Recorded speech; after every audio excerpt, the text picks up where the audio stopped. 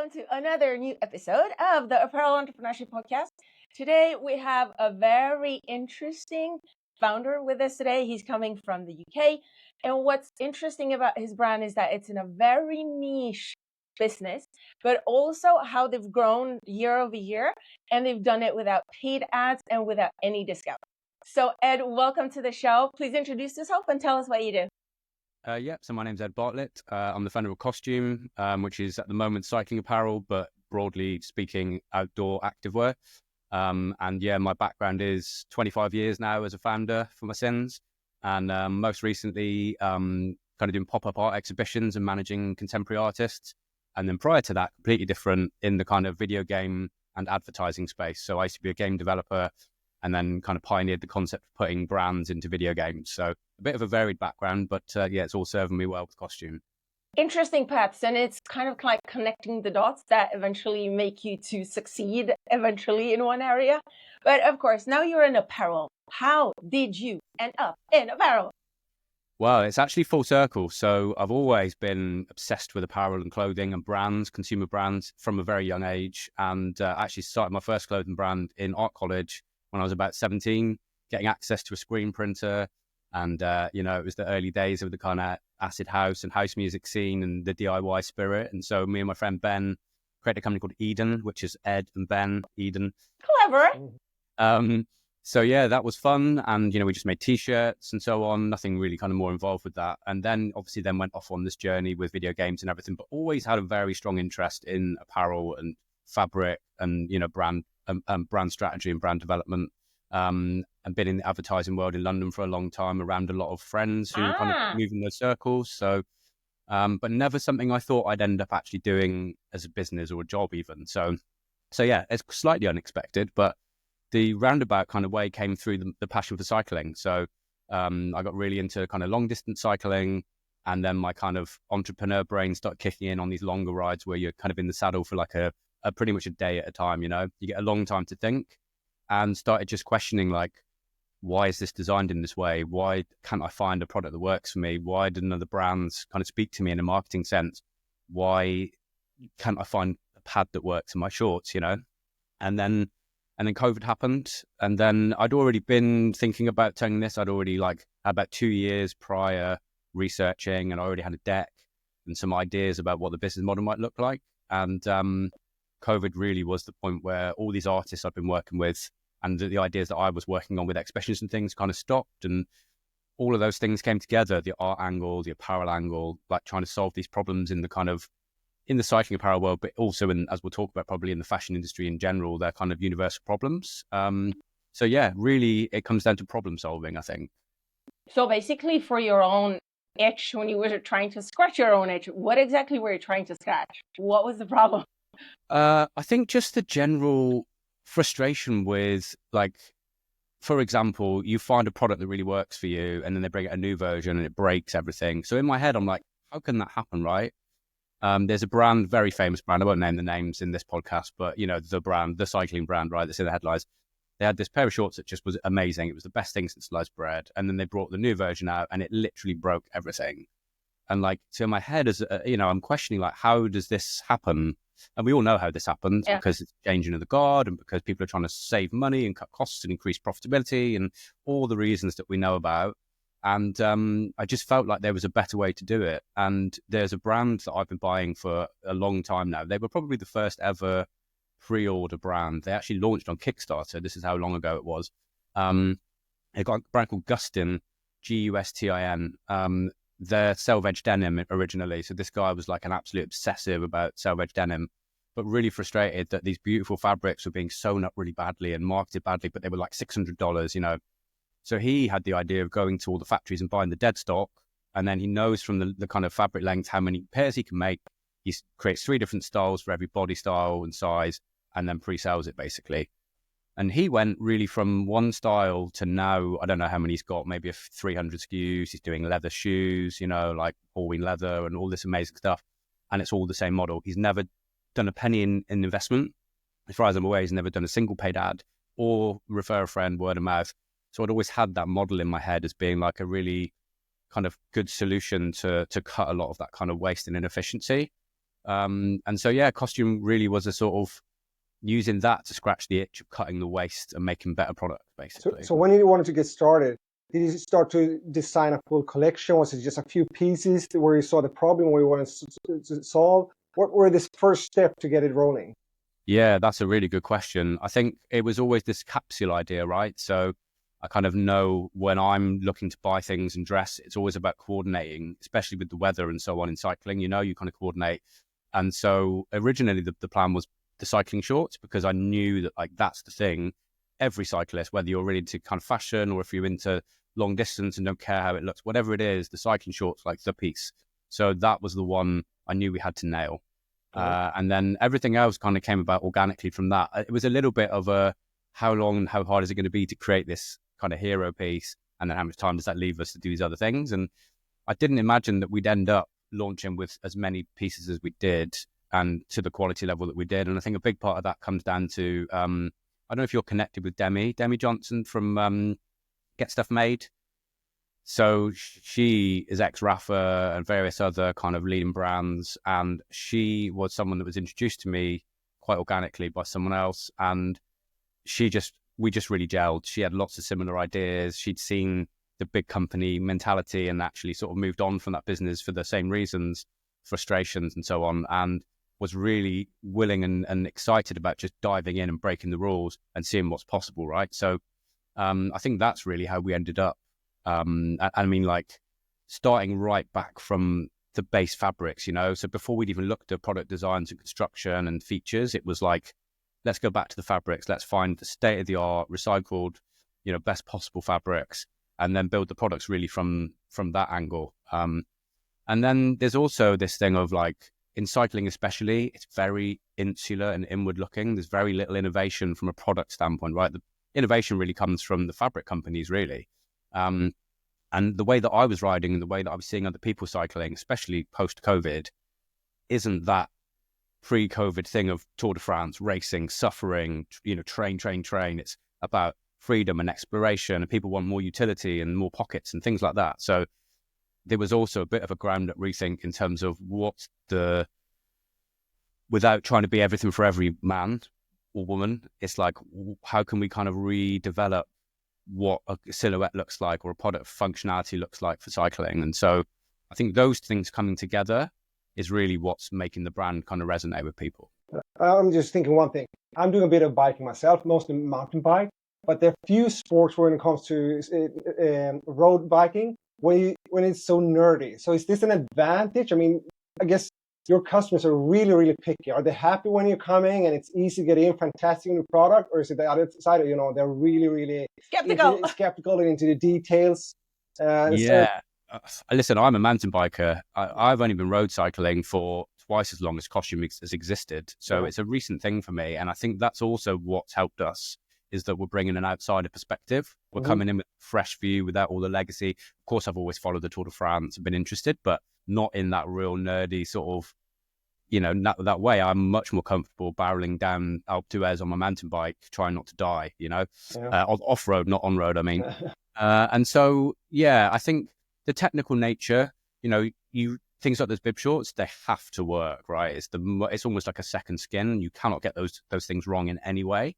And so I think that's where it's allowed us to show more difference than if you were to make a loose fitting pair of mountain bike shorts, because it's so exacting. You can really, when we're spending probably like double, maybe even up to 3 times more. Well, I know from a bit of digging, we're spending a lot more than other brands on our products. And so we're able to really show in those real technical details how the fabric works, how the fit is, the way that the seams are, the longevity of the product. It's more clear in road cycling than other categories, perhaps. That will also be true when we look at running and yoga and all these other categories as well, right? So I think the heart of the brand is always going to be infusing that kind of very high tech and being able to have that extra budget to push the envelope, whether it's fabrics or constructional features, but then also making it feel a little bit more accessible. And the brand's never really going to market itself in a way where it's about that, the suffering and the pain. It's not the Nike approach, it's a little bit kind of more do your own thing, bring your own kind of character to it. I love that you had to break the mold first to rebirth something else.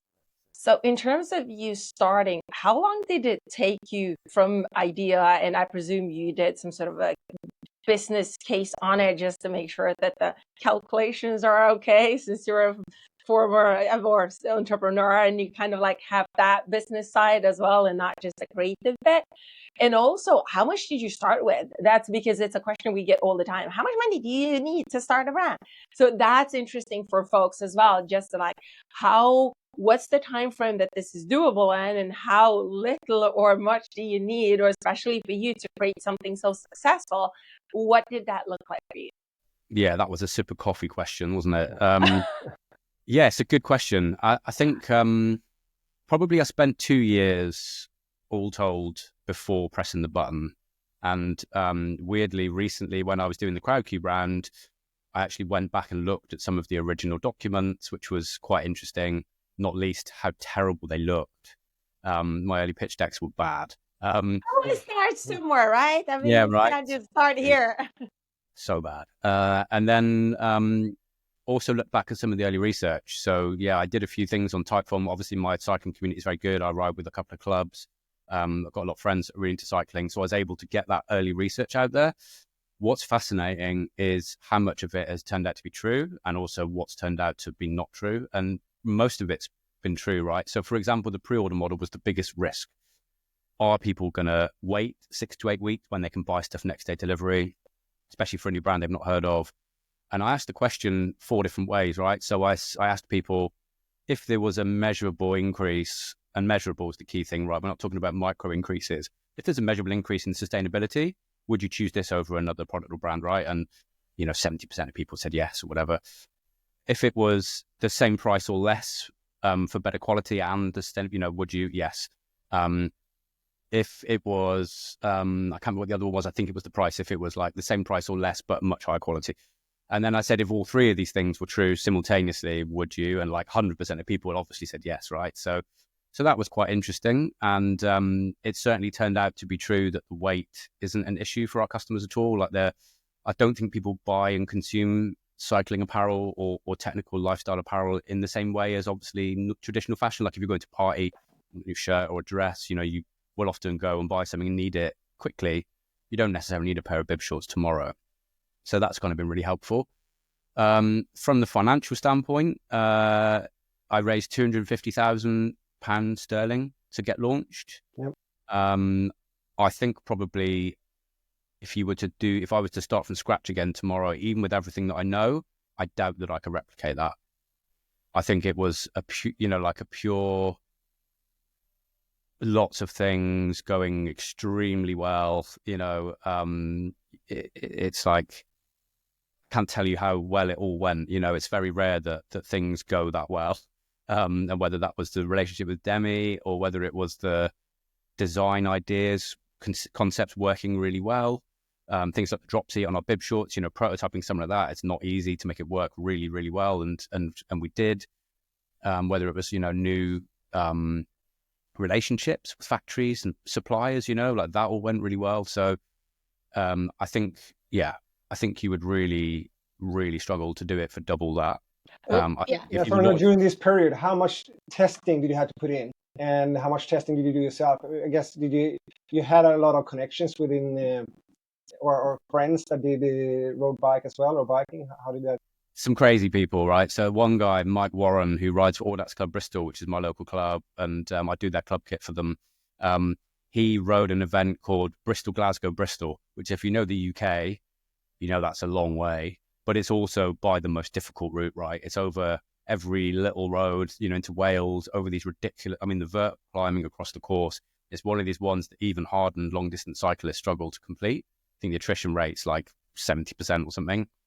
He took our prototype, the first one that we're really happy with. He rode that event using our prototype bib short for the first time. Well, he really had faith in you then, trying that race with a prototype. Unbelievable. He sent me a message, you can't send many messages on these events because you're basically trying to survive, right? But I've still got the text message saved. And he was like, I don't know how you've done it, but you've reinvented the wheel or something, it's like, It's just the most amazing quote. And I remember getting it and thinking, Mike's not the kind of guy to, throw around flowers.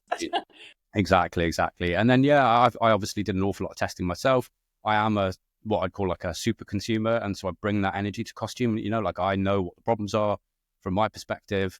I don't know everyone's problems from everyone's perspective, but I'm also a good listener and I always seek those opinions. And I'm kind of building a network now of people who I trust, who can kind of give me those perspectives.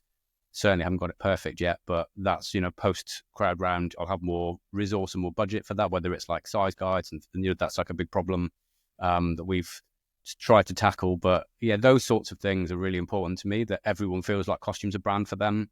It's not just for elite. It's not just for, men. It's not just for whatever, niche. It has to be a brand that kind of is accessible to everyone, even though there are exclusive elements to it, right? Like the limited edition collections, we're not positioning people out of it by it being really expensive or elitist or whatever. Anyone can participate. That's really important to me. I want to talk about the manufacturing aspect, but since we're already into it right now, let's dive into community, because community is the reason you're where you are, and also with Crowdcube, and also with the funding round that you are doing right now is happening, and that people believe so much in what you're doing and your product. How? Because of course in the beginning you started with 0 followers, 0 people on your email list, 0 community. Tell us, how did you go about? What was your tactics? Because this podcast and the teacher channel is really about tactics, just to get people to actually try to do what you're doing. So what was the tactic? How did you approach it? How did you accumulate this passionate community so fast? And what did you do to make them believe so hard in what you're doing? I think it helps that we're in a sector that has that community-centric focus, right? So, if you're just in fashion and you're like a broad sell, quite hard to find that nucleus. But obviously when you're in something as specific as this, you have this highly engaged, passionate fan base or community base or whatever it is that are actively looking for these great products, right? So you're solving a pain point for them essentially. And there are other categories where arguably that's solved, right? And new brands that are coming in are just bringing in a different energy or brand essence or whatever it is to it, or maybe some new ideas or products. But generally it's a solved problem. Technical apparel, from my perspective, still isn't a solved problem. There isn't, well, there is now, because we made it obviously the cycling short, the perfect cycling short, the perfect running short, the perfect yoga pant. I talk to people in all those categories and do those things, and they're not solved problems yet. So I think if you can do that, that's a key thing. You're pushing on an open door essentially. And so for me, earliest days, it was really about how can I create these little nucleuses of people that are going to then spread the word for us, and so that was obviously the clubs. So obviously being a part of Audax Club Bristol. So local. So you started local by actually going physically and talking to people, or did you have? Exactly. That's right. Exactly. And even with things like those surveys, getting them to share, people want to feel involved with these things, and so getting them saying, right, share that with 2 or 3 of your friends, and they share that with 2 or 3 of their friends. And because you're essentially being able to feed into this idea of like a totally new brand, people are kind of more energized by it. And then I did a few things that I knew would really help plant a seed in certain communities. So I did a competition with Ruler magazine, which is like one of the kind of big high-end mags. And I also actually did one of their pop-up shows as part of our launch. So that very quickly then kind of grew an audience who then were interested in what we were doing already, but maybe in a quite saturated market. And then that's where we can then educate them about the difference with costume and so on. So that worked really well. Reviews, product reviews. It's a very reviews and performance driven sector. So making sure that products were so good that I was so confident they were going to get great reviews. Couldn't possibly have imagined we'd get a 10 out of 10 in road.cc, which is like the leading bike mag. I actually, I'd forgotten that I'd sent the shorts to be reviewed to them. It had been so long. And it turned out the reason was the reviewer didn't want to give it a 10 out of 10. He was like, as soon as he used them, he was like, this is a 10 out of 10 pair of shorts. But he really wanted to try everything and, wear them for a long time to be absolutely sure, because he has a really strong reputation. So that was a huge moment. And, we still get customers coming to us now through that review, even though it's like 18 months old. So those sorts of things where you can embed yourself in a way that you can be organically discovered by people. And then obviously, when you do get that initial nucleus of people that are buying your product, getting them to review, right? So Trustpilot's been really good for us. We have a almost perfect Trustpilot.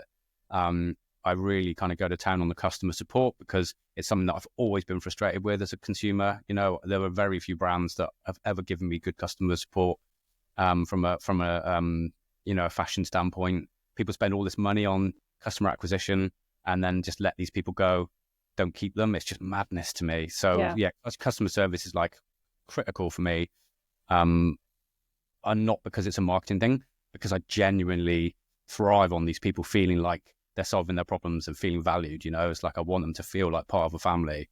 It's completely from an authentic place. You know, it's not need to keep these because we need to keep this number on the spreadsheet, you know, for the LTV or whatever, you know. And what I think really is important is over time then building this trust and this, like, if we say we're going to do this thing, we're going to do this thing, right? So we're not going to make a product unless, you know, and I put these things out there because I think when you put something out there, it becomes real and it's a mark in the sand, you know. So we're not going to make products unless we think we can improve them. You know, we don't make socks because socks is the sole problem. Not going to make, it's a great margin maker, and the artist collections we do, it'd be, you know, a really great thing to do. It's a sole problem. I've got more important things to put my energies in to solve these other problems over here, you know. Not discounting. You know, when people trust that you're not going to discount, and when you've been educated so badly by so many other brands that if you wait 3 months, you know, so all of those things, people really then start to buy into it and trust you and kind of feel affiliated to you. And I get people writing me emails about the holiday they've just been on with photographs that they, you know, the trip they did and the ride they did. And that to me is like better than any award, better than any review. Like if you can connect the consumer in that way, for me, it's like, that's what gets me out of bed in the morning. But you're still getting all your customers this way, right? You don't create any ads. Is that a decision made that you don't want to try it, or do you feel that you want to grow more? So let's try ads as well. Yeah, I mean, I've never done a paid ad. I am, I mean, we won't talk about politics on this podcast, but put it this way, I'm never going to be funneling lots of money into Meta. It's just not something I'm going to do, full stop. There are many better ways to build your brand. And not just from a value perspective, from a values perspective as well. So things like that are conscious decisions, yes. And then, you know, I think I just really believe there's a better way to do these things. I don't need Kostüme to be mainstream. So because we don't discount, because we're so much more efficient, because we have better margins and more predictable margins, I don't need to be huge in these categories to make it very successful. And scale for me is important because, as we all know, bringing about systemic change doesn't happen if you're not at scale. So, of course, scale is important because, you know, I want to get to a stage where brands are looking at us and saying, we need to change to compete, right? Like these guys, we can't compete with the product because we can't spend as much. And there are other things they can do that that we can't do that help them to compete. But when we get to a bit more scale, those things are going to become really evident, like how much better the model is. What I want to do is influence the new people coming through who are starting something, have some ideas to go, why would we not use this model? Of course it's better, you know, and part of that is just about educating consumers about the pre-order and like the weight and those sorts of things. It will get easier for people coming through to do that because that education piece will be done. So yeah, I've got a lot of ideas post-funding about how to do this in a way that doesn't involve throwing money into a big funnel that goes into, you know, certain people's coffers. So what are your best channels then to care for your community and to grow that community? How do you go about that? Yeah, well, I mean, everyone that I've spoken to, you know, the content piece is really important. You know, it's a very content centric. It's something that someone like Rafa did extremely well, you know, and it's kind of creating that content that speaks to them. I just launched a platform for Christmas called Can Do. And the idea behind that platform is to be able to share stories that are inspirational and aspirational, but not at this kind of ultra level that all other brands seem to focus on, where you get to the stage where you're kind of feeling bad about your own adventures and activities because it doesn't meet up with what you're seeing in advertising and marketing and through other like influencers and so on. So I think there's a way to be inspirational and aspirational without making people feel bad about their own endeavors, you know, like every act of being active and getting outdoors and riding your bike or running, whatever it is inspirational and aspirational, you know. And I think we need to be able to celebrate those things. So I think it's about connecting with people in a way that makes them feel empowered and good about whatever their choices are and whatever level they're at. And then I think the other thing is like bringing those people together physically. So going to be doing a lot more by way of like events and activations, It's something that I've done a lot in the art space. I did a lot of pop-up where you take over like an old derelict space practically. I mean, sometimes we're literally, I did a piece in the tunnels under the train station in London that was like basically dripping walls and made it very kind of atmospheric. And there's a lot of things you can do there, especially with the retail crisis, a lot of empty high street space. Yeah. And again, make those spaces more about community than commerce, because we don't have this drip, drip, drip of constant sales. It just means we can operate in a completely different way. And that also includes digitally as well, right? So your inbox, I'm sure, like mine, is just full of emails from these brands, and it's almost entirely just driven by the latest discount or sale, That's a broken 10% system. off, 20% off, buy more. But I'm thinking, I mean, you mentioned another brand here, and it's a competitive space. How do you make sure you stand out and reach out to your customers and make sure they want to use your brand instead? Because basically, I'm sure all the cyclists, when you say that you have a new brand, they're like rolling their eyes, yet another cycling business. Yeah. Do you know what? And honestly, it's not just customers. It's the industry commentators as well. Like, I've got a real bee in my bonnet about it at the moment. It's like, all of the industry commentators just seem to be obsessed with writing about the negatives at the moment. And there are a lot of negatives, right? It's been a very difficult period of time for cycling. But there are also these amazing success stories. In the most difficult market apparently ever, we've just grown 200% direct in 29 countries with no returns, no discounts. It's just like we're fixing all of those problems essentially, but nobody wants to know. Like the amount of incoming interest, comments or anything from all of these commentators, they're obsessed with just, spewing out their apparent knowledge about these things that half the time aren't even necessarily, strong views. All the stuff about Rafa, the amount of industry commentators that talk about Rafa making these huge losses, actually they haven't. They're pretty much break even, and that's an accounting anomaly for writing off the amortized goodwill for the brand name that they overpaid for, which is totally normal in that space. And yet, if you read a lot of the cycling press, it's like, Rafa making 12 million loss again. That has a negative impact on investment coming into the industry, on consumer confidence. Yeah. It's all the other brands. Yeah. It really, I'm done with it now. I'm going to start taking a more activist approach to it because I'm fed up with it. I'm fed up with people just, parroting this stuff, trying to be these expert commentators.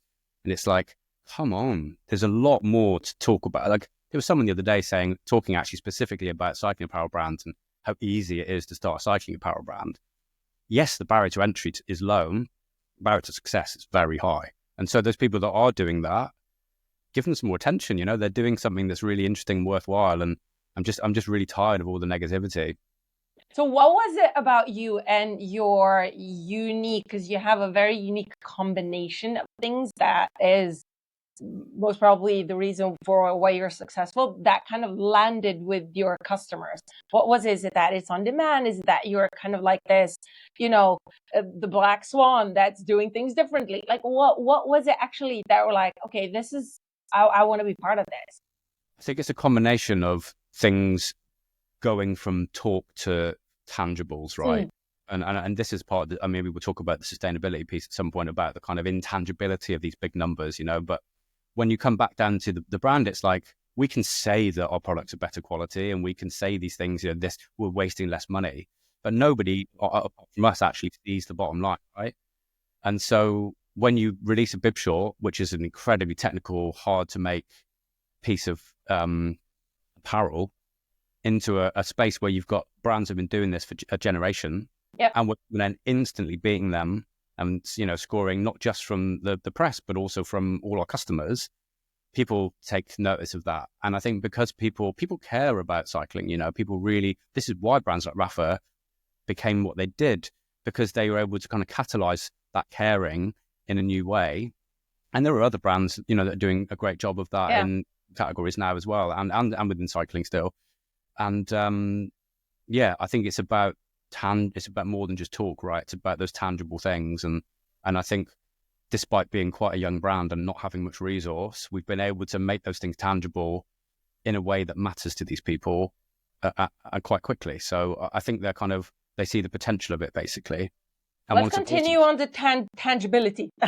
Let's continue on talking about product, because of course this is a very specific product, is, as you mentioned, and we know because we've designed, we have a design agency as well, so we've designed bike products. It's very, very particular, you need to be very careful with the choice of material, with the manufacturer, with the chamois supplier, with all the little components are very, very need to be extremely carefully selected. Yeah. So of course you had a partner, your design partner, but how did you, because you're not from this industry, how did you navigate that, and also to make sure that you're actually putting all those different parts together to make the successful product that you eventually did? Like, how did you, the suppliers, and we know, I mean, MOQs are a huge issue in our industry. You're starting small, you didn't want to buy high MOQs. Like, how did you talk us about just the start of the product development and the first production as well? I mean, that comes back to being a 8-year-old boy drawing cars. I think like I've just always been obsessed with design, right? I went to art college and did graphic design and everything, but I've got no experience with that. It's just something that I've always enjoyed, and, you know, whether it's building Lego or whatever. And so I think I've just always I've just been a frustrated designer my whole life, basically, you know, and it was funny doing the art thing. I can't do art, you know, I'm terrible. I've just got no real, it's a bit like writing a song, right? I've got no idea how people write these songs and put them together to create this piece of art. It's just, you know, beyond my imagination. And that's how clothing felt to me. It was just such an, you know, impenetrable thing to do. But actually it turns out you got people like Demi that can help you to kind of translate those ideas into reality, and, you know, with tech packs and everything. So it was a very rapid learning curve. And I think because I've not got a department to do this, right, I'm doing everything.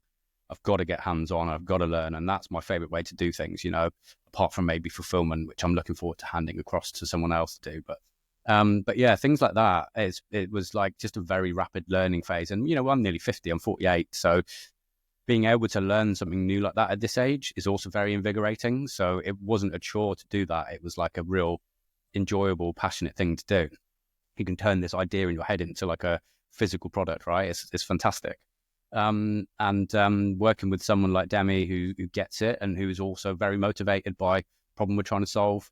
I presume she had the contacts that you eventually went with?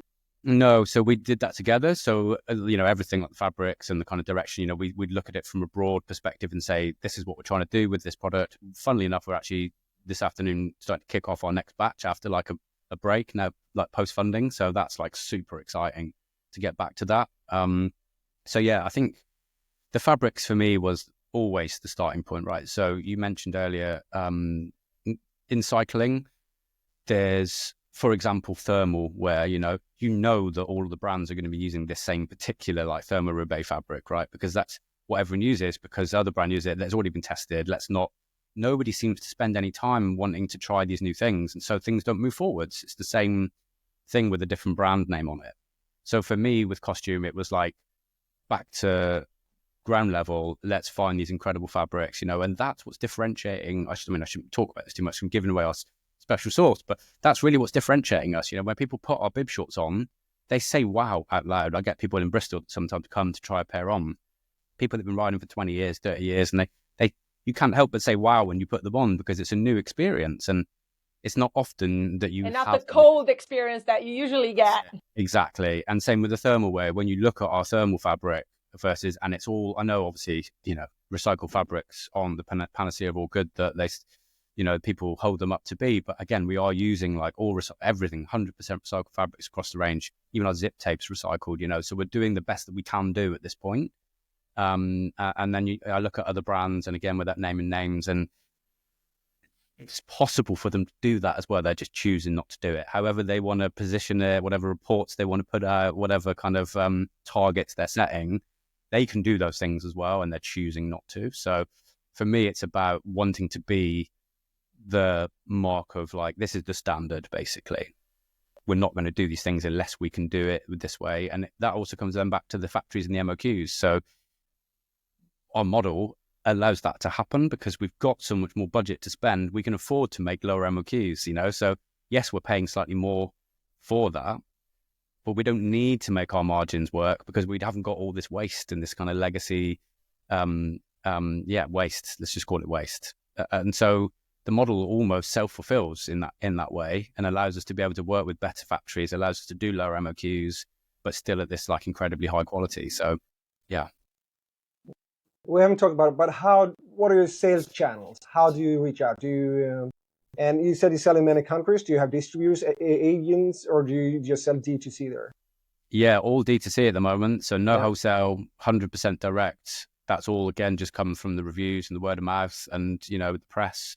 That's definitely something that's the biggest conundrum for me, is like how to continue to grow that.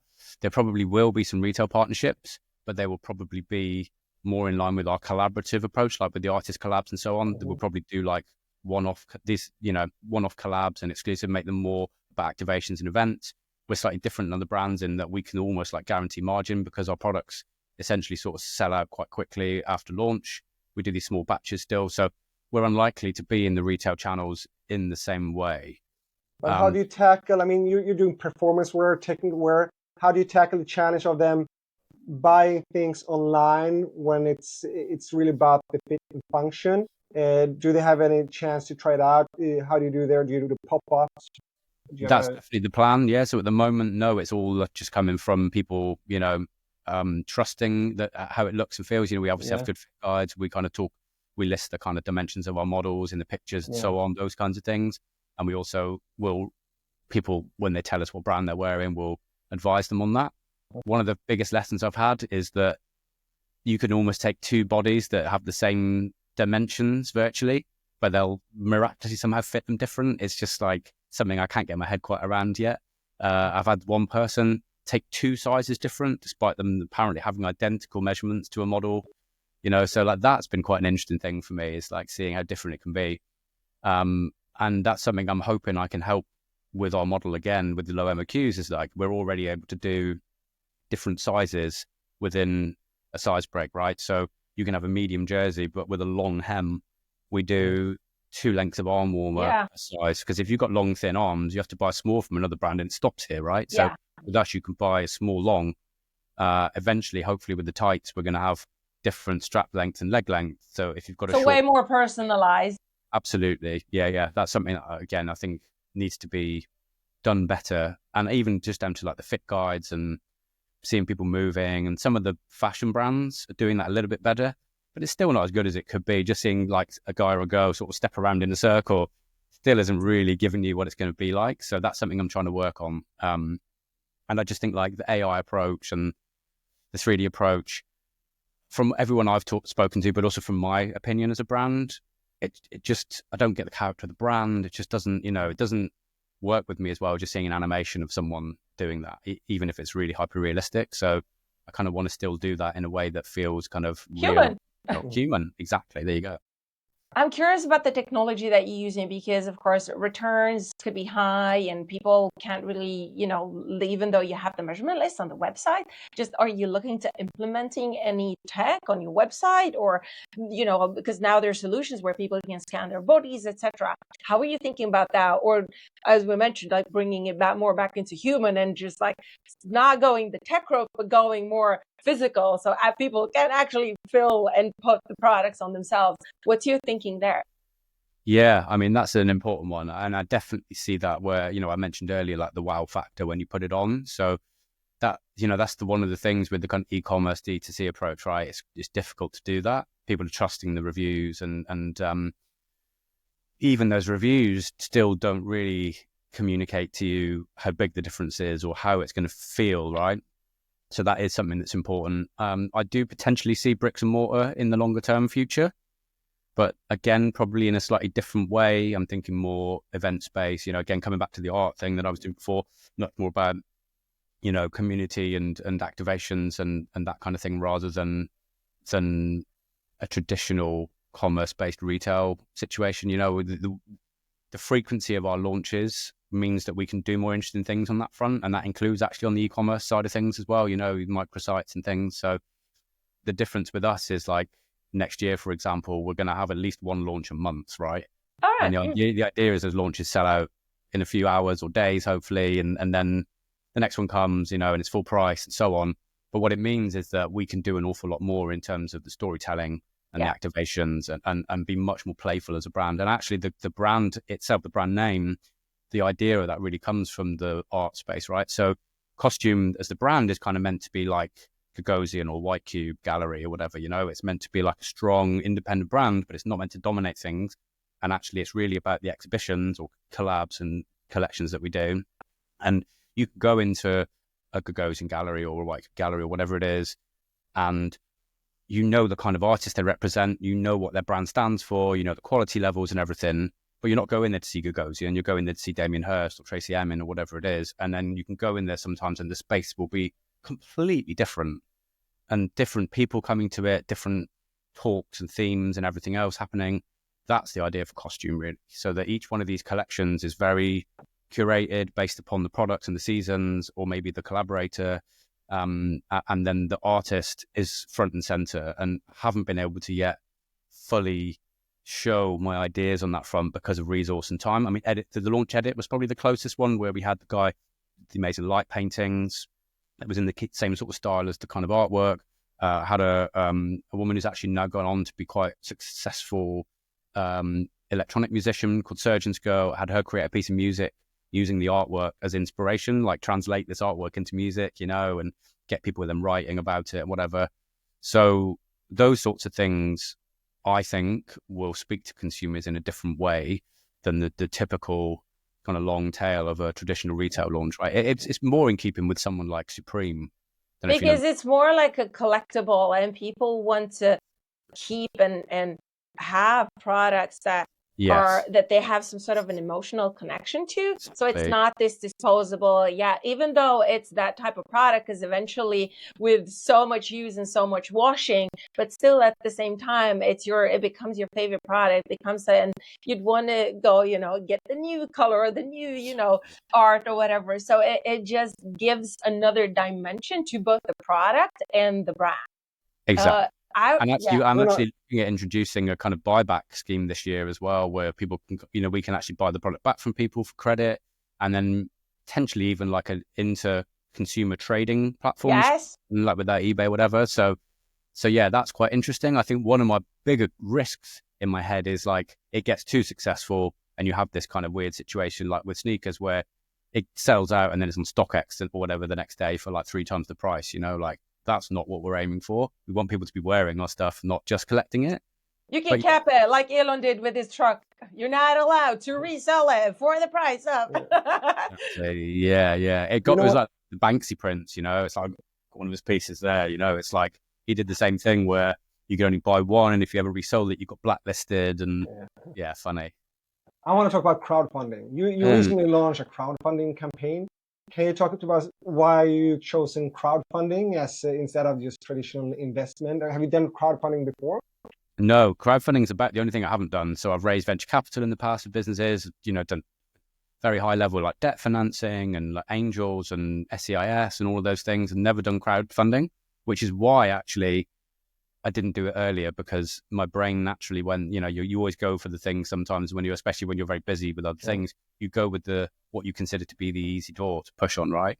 And so with the kind of early stage investment ecosystem, typically what happens is if you have a solution to a big enough problem in a big enough market and some traction or whatever, you're going to get funded, and it may not be ideal, and then there's a big process of like wining and dining and getting to know people and synergies and everything else. That doesn't happen anymore, and certainly not in apparel or really in consumer goods right now. Like the last probably 3 years, the ecosystem's been, the rules have been rewritten essentially. So kind of where we're at now with the traction for the business, and again, if you look at the CrowdQ page, that's all 100% third-party verified. It's all been evidenced. This isn't just someone writing an update on LinkedIn and you going, oh, if that's really true. It's like, that's all there in black and white. That is enough really traditionally to raise a stage of funding further than where we really are, more like what's called seed stage. And so it's been really fascinating over the last 18 months to have conversations with institutional investors, what you'd probably call private equity, but even also angel investors, the sheer reticence to invest in these kind of categories. And this comes back to what I said earlier about the kind of the broad negativity, especially around cycling right now. I've seen the exact effect of what that negativity is causing in terms of incoming investment into things that are solving big problems, that do have traction and proof, and that do have a potential to make this systemic change real, right? So crowdfunding was something that I'd seen some other brands who have similar ideologies to us, whether it's sustainability, whether brands like Finisterre and Alpkit and Fram. I think actually did you interview Nick recently? Yes, we had Nick on. Yes, so amazing conversation. Similar approach, right? High quality at more affordable prices, much more sustainable. Very similar approach, and that's obviously worked extremely well for those brands. I had this weird reticence about, are we double dipping, right? Because we're already essentially crowdsourcing our drops, right? Because people are pre-ordering them and pre-paying for them. So I just felt a bit like, are we asking too much of our customers to also then invest in the growth of the business? Apparently not, because we hit our target before we actually went publicly live just from access to our customers. So that was a real wow moment. Like that 10 out of 10 review was a wow moment. Selling out our first batch of bibs last year was a wow moment, but that for me was like the biggest rubber stamp of all, when your customers are saying, we want to back this, we like it this much. And so it's been very fascinating seeing the kind of how the cadence of the raise, and obviously at the moment we're in the middle of it. And so the early adopter people have invested, the people that are going to wait for the last minute flurry haven't yet invested. You're sort of in this in-between phase. So it's very nerve-wracking doing it so publicly. This is something that normally happens completely behind closed doors. You don't talk about it, no one sees it. So that kind of public piece. But I've always been someone we met really through, sharing on the likes of LinkedIn and kind of talking very openly about things. And the building public thing for me as a consumer-facing brand is super important. That kind of transparency and authenticity. But it's also been very useful in terms of sharing ideas, and this podcast has directly come about from it, So yeah, I think it's just more authentic for us to raise money in that way. We will of course share the Crowdcube link in the comments and in on both YouTube and podcast. But I'm thinking it's money. Everybody, of course, if you want to grow, you need money, but also when you're having the side effects of where you're getting the money, all of a sudden no amount is actually sweet enough. And when you're going direct to your end consumers, it is a completely different relationship, and it is a completely different, because they will be building this together with you. Are you thinking, and how will you approach in actually growing this together with them? Are you like, what's the strategy there? And not just, okay, we're going to be transparent, and yes, but are you looking into having them on board more on the product side or on new like what's the thinking there into how you can actually use and co-build your business together with your co-founders? I've actually got a MailChimp drafted right now that's sending out a survey about a new product. All right. The actual email specifically says, isn't it funny how you never get consulted on the products you buy, right? Because these companies, it's almost like an ego thing of like, we're going to design the best product for you today at this price and whatever. It's like, nobody says what you actually want. And so that's for the very first time. So until now, that's how I've done things, because it's had to be that way, because we haven't had a big community that's been engaged in that way. We're building that, so, and also I've got a lot of kind of ideas that I want to kind of, use moving forwards. Definitely will be engaging people more. There will, of course, be certain products, and certainly when it comes to innovation, sometimes you want to keep some of that from the consumer and surprise them with it. But I think there are also things that you can learn from these. It's like anyone can do what I'm doing, essentially, right? This isn't rocket science. This isn't like brain surgery. Anyone that's out there listening to this, that's passionate about whatever it is they're doing, can do this. And so they have valuable insights because they are using these products. They're having the same thoughts as I had riding those bikes, saying, why doesn't this work? Why is everything black or neon yellow, or, whatever it is. So yeah, I think it's a super valuable channel to be able to kind of learn. Like every day is a school day for me. I'm still, and it always will be, because I'm curious about things and I'm trying to solve things. And I think there's an awful lot to learn through that channel. So yeah, I hope we also have some interesting rewards on there. So I think one of the rewards on the Crowdcube specifically is like join the test team, and actually we'll send people products to try as well. So that's the kind of level that I want to engage people. Just get them very, very hands-on. So what's the investment going towards? What are you going to do with it? Yeah, well, obviously the business model means that we don't need to raise huge amounts, it's because it's, the cash positive is very, very, there's no risk also, like if a collection doesn't go so well, we don't physically make it. And so we don't have that the company's not going to suddenly implode in the way that a traditional brand might if they have a kind of failure. So that gives us a lot of runway to iterate and make these things work really well, whether that's products or how we kind of communicate with people. The most important thing right now is the fulfillment side of things. So it's very time consuming and expensive the way we're doing it right now, but I just haven't physically had the bandwidth to kind of look into more. So for example, in Europe at the moment, people are still buying, the products are made in Europe, they're coming to the UK and then being refulfilled. So then there's also import duty as well. So solving that problem, so direct fulfillment, avoiding those fees and everything, I think that will really see our market in Europe grow. We've got a lot of interest there and some people are holding off because of those sort of things. The content creation kind of piece and the activations piece, we've not done any what you would really call marketing yet. So having some budget to do that is super exciting. And then also just resource. So the main reason for raising really is just to free up some hands, because in the last 12 months especially, probably could have, that 200% growth probably could have been 500 or 600% growth with the right resources. There's so much low hanging fruit there that even me personally, I'm not able to kind of do because I'm so busy running the business. So having a bit of additional kind of resource in the business, and also from a standpoint of like future-proofing it, like something was to happen to me as a sole founder, making sure that things can continue. That's always a kind of key question I get asked from the investment standpoint. So yeah, it's certainly not going to be, here's this pot of money, let's just, throw it at all these things we're not sure going to work. It's going to still be run like a bootstrap business because that's just the way I do things. The brand DNA is cut the waste, cut the inefficiency, and that starts and ends with what we choose to spend that money on, essentially. I'm thinking also about the details about this crowdfunding. How much time did you spend before launching? Because as I understand, you need to put in a lot of time before you even launch. It might seem easy, but the work that goes in before is really immense. And then you also have to afterwards kind of promote it yourself. But how long before do you start? It's a full-time job. I mean, no, it's really a full-time job for 2 or 3 people, I would say, and I'm no stranger to doing a full-time job with 2 or 3 people with, growing the brand in the first place. But I hadn't kind of probably processed just how involved it was.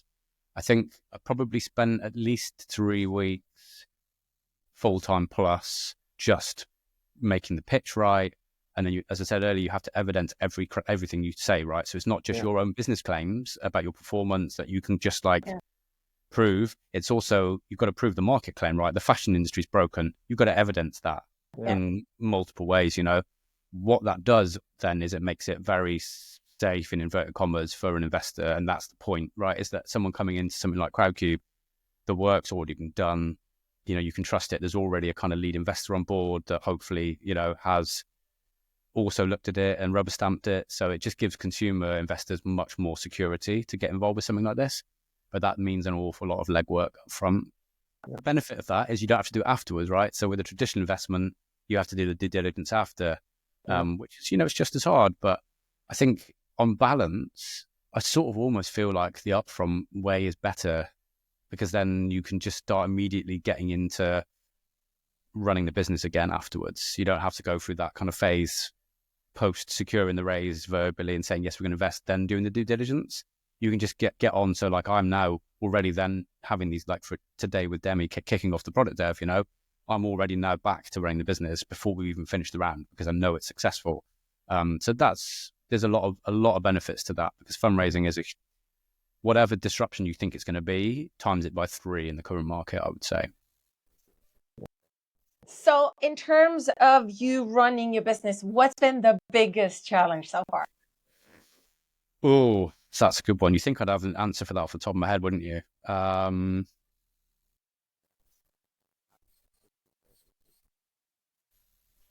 All of it. It's all a challenge, right? Developing great products, sourcing fabrics, building the audience, fulfilling orders, probably the biggest challenge in the last 18 months has been the fundraising piece. You know, it's like difficult as a founder to know that there's all of this growth on the table that you can't access because you just don't have the resources to do it. You know, like I'm so busy in the last kind of 6 months, especially, where people have said to me, Ed, you're doing amazing, like, let me help.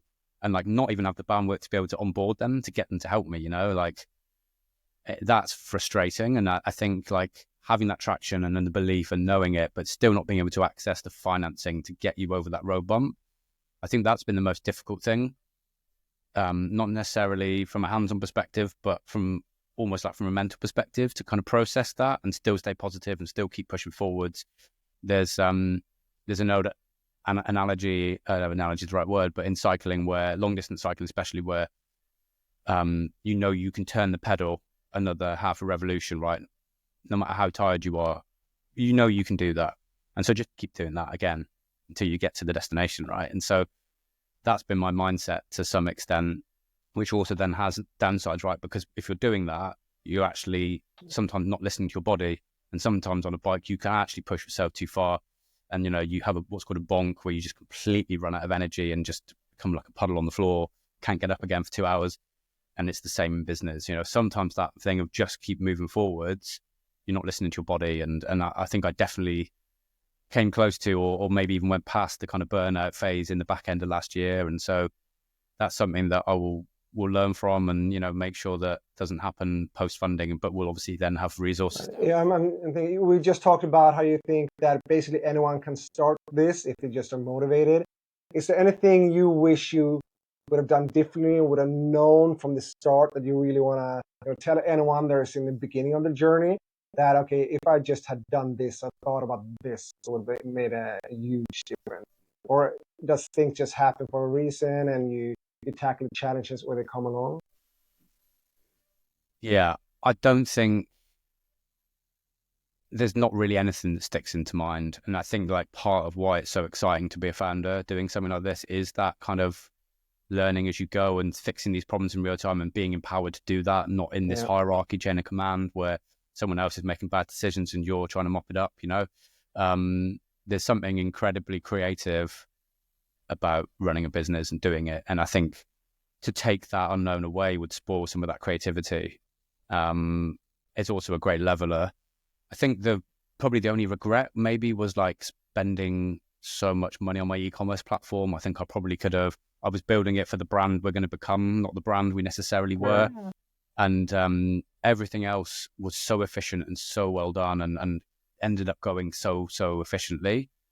Obviously now I'm seeing the benefit of it. So can't really, you know, like changing your platform and really wholesale changes when you're in the high growth phase is also difficult. So I can't completely say it was a bad thing to do. Financially, there were moments in the last year of bootstrapping where I thought that money would really just be manna from heaven right now to be able to spend on this or this opportunity that's come in, you know. So yeah, it wasn't a bad thing or a wrong thing, but it's probably one of the things where I've had moments of regret in the last year. Yep. And sometimes it can be lonely to be a founder, even though you have a partner, even though you have team members, whatever. How do you in particular stay motivated and kind of keep going? Do you have a mentor? Do you have buddies? We mentioned Nick. How do you just wake up every day and be like, let's go? I'm going to name drop Nick again because he actually was a massive help to me last year. We're not like best buddies. We don't hang out physically, but, you know, we chat on LinkedIn a lot and there's synergies there. And I had a period of time at the very start of last year where I was a bit low and just thinking like, you know, and Nick specifically said to me, go and talk to other founders. You know, as and let me think about which way around this is. I'm an extroverted introvert, right? So I'm naturally an introvert. If you get me here now doing this, I might seem like maybe I'm extroverted. I don't know, but I mean, I'm wearing a fairly extrovert shirt, but getting me to these events, to networking events, to whatever it is really challenging. Once I'm there, it's great. I'm on stage, it's fine. I'm really, you know, I love it. But, and so that thing of getting out of the house and networking with other founders or whatever it wasn't something I wanted to do. It wasn't natural to me. His direct comment made me go and apply for, we have the bank in NatWest, they do an accelerator program for founders. And so I went and joined the NatWest Accelerator. I got in, and then so suddenly you're there with like 30, 40, 50, 100 people, all with the same challenges in different categories, but all going through the same thing with some mentors as well. That was extremely helpful to me. And that came about from that conversation with Nick. And so I sort of carried that then on through the year. So I became much more active on LinkedIn because I found that was a great place to also share the stinks. And so, yeah, those things have made a huge difference. I think my number one for this year is going to be getting back on the bike. So the irony of running a cycling brand, stopping, obviously it takes a long time to ride. It's not like running where you can just put on a pair of shoes and go out for 20, 30 minutes. Decent ride, you're looking at really a minimum of an hour. And so it's a very time draining lifestyle, and so I really need to get back on the bike again. So that's my focus for this year because it really makes a huge difference. Is the mental and the physical, they're connected, and if one feeds the other. But we're realizing the same thing with running our businesses. You can't, the more transparent and the more open and honest you are with what you're going through, the more you connect with people and the more help you can get. And just also by asking, just like straight up, like, how are you doing this? Because I'm struggling. This is my issue. How the hell is this? How are you doing it? And just like getting people to get involved, because people do actually want to help and are very generous, most of them. And if they're not for you. It wasn't meant. You weren't aligned in the universe. You just take the next person. We mentioned Nick. It was a fantastic interview. If you're listeners, you should go back and listen. It's about the prom jacket one, a recent. But I'm just thinking, do you have any podcasts or any books that meant really a lot for you that you could recommend to other entrepreneurs that have had an impact on you? Yeah, no, it's been something that I've really, when I was doing a previous business about 15, 20 years ago, where we raised all the VC, I was an avid, voracious consumer of those podcasts and books, right? Like I just was always reading a business book, whatever. And I found it quite interesting that I would finish a book and then I'd be inspired by what I'd read.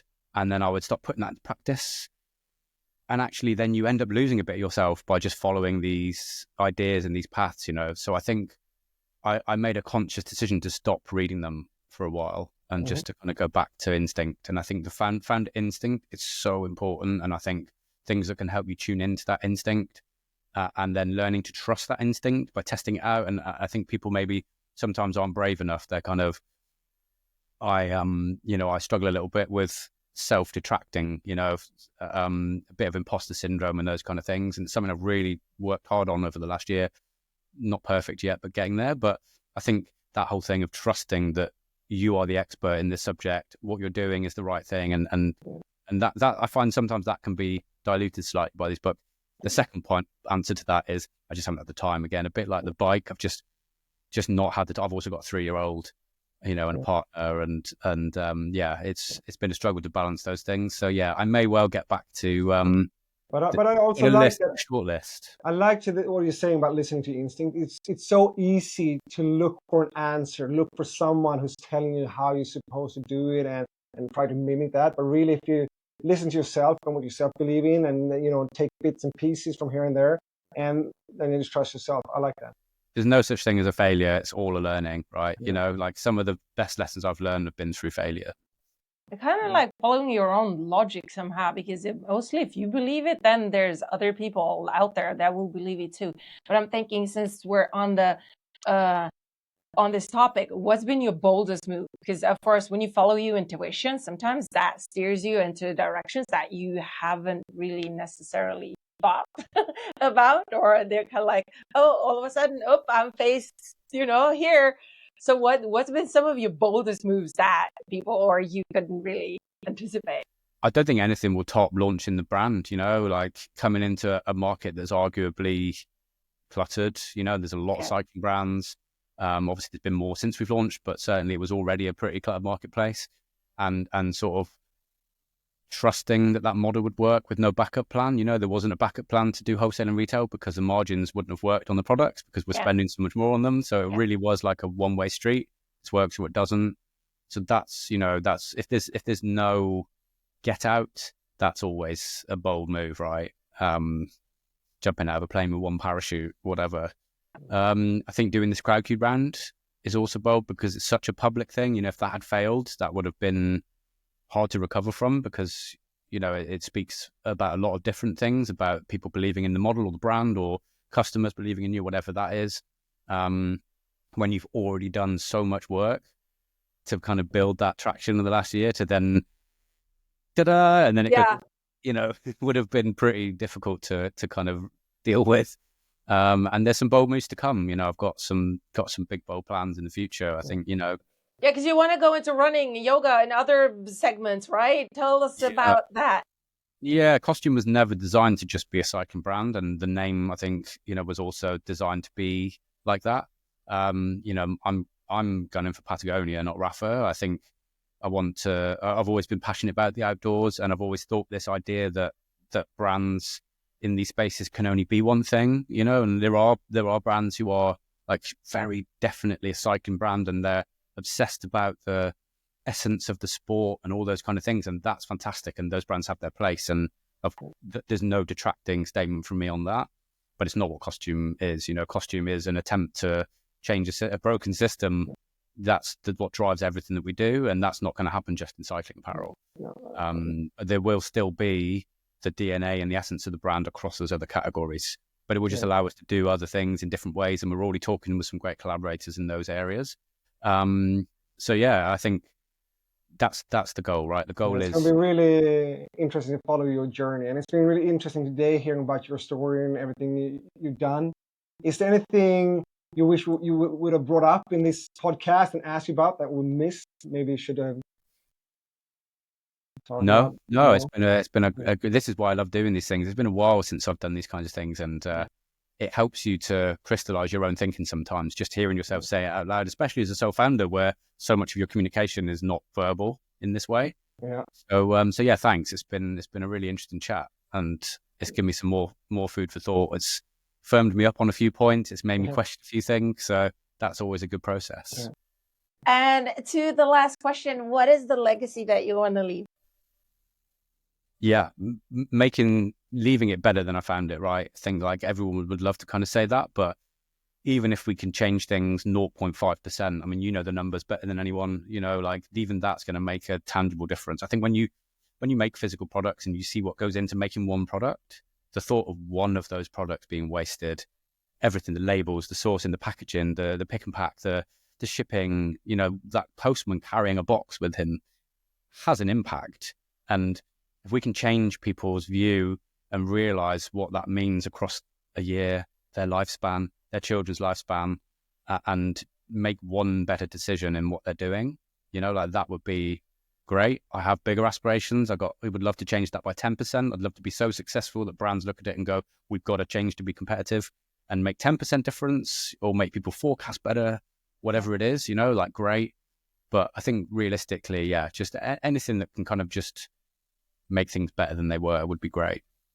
I find it so fascinating because the recipe that you have can be used in so many different other categories and products. You could literally do it in furniture. You could do it in cars. You could do it in so many different ways.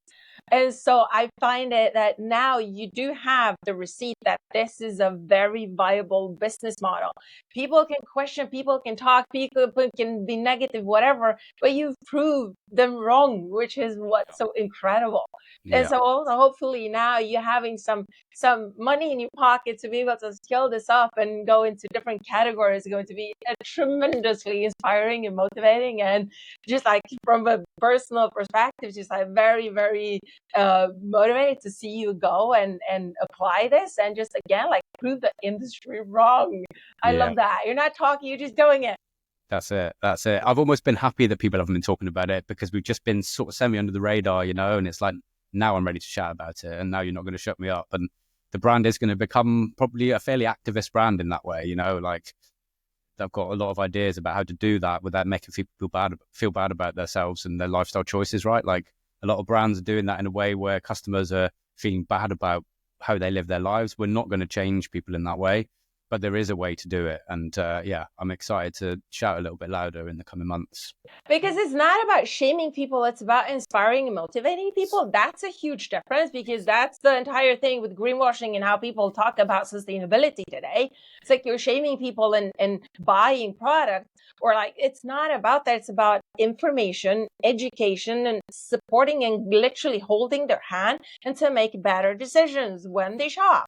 That's actually what it's about. And of course, you can go about it in different ways, but when you're coming from an authenticity perspective, then again, nobody can actually question you, because you're all open. Like, here's the factory, here's how we do it, here's our numbers, here's what people say. And then you consistently do that over and over and over again, which builds the trust and the loyalty, which is literally your recipe for success. So high five, well done, and very impressive. Thank you.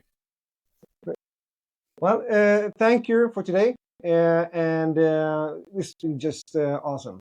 Thanks again, Ed. Thanks so much. Thanks for inviting me. Appreciate it.